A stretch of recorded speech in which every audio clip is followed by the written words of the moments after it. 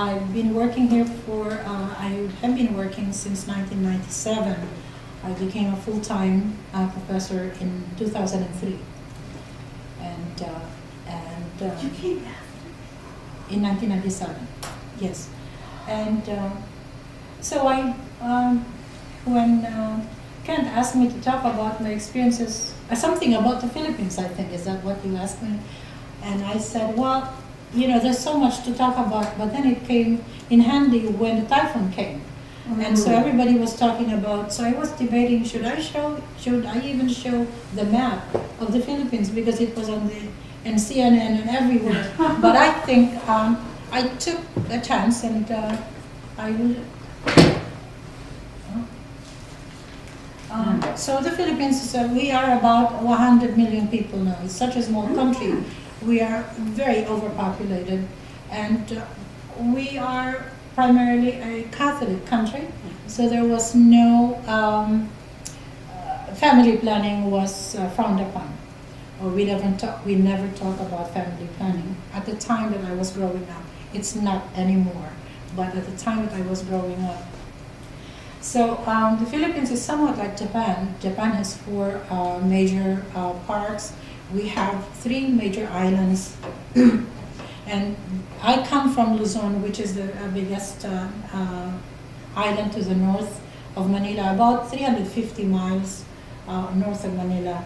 And there's another large island to the south. The south, there's about 10% population from the Muslims because of its proximity to Borneo and Indonesia and those areas. And there's an intermediate sized islands, very small islands, were Typhoon Haiyan. What we call it in the Philippines, Typhoon Yolanda. They just wanted to be different. So in the newspapers from the Philippines, it's called Typhoon Yolanda.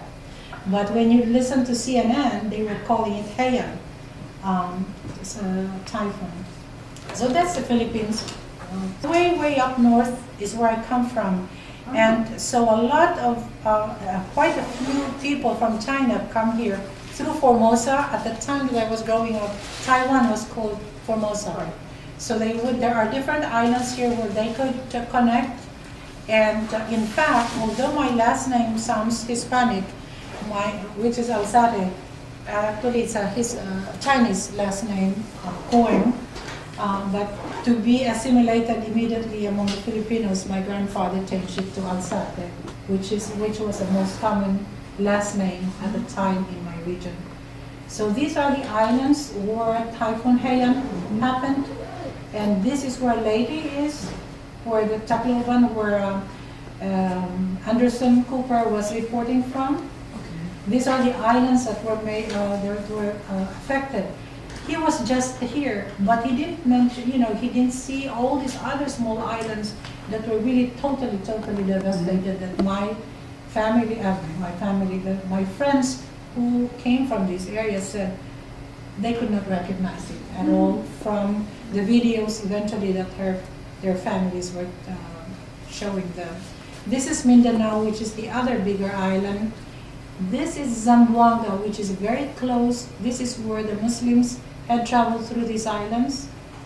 And this area is basically Muslim. And they are actually trying to ask the government they should govern themselves.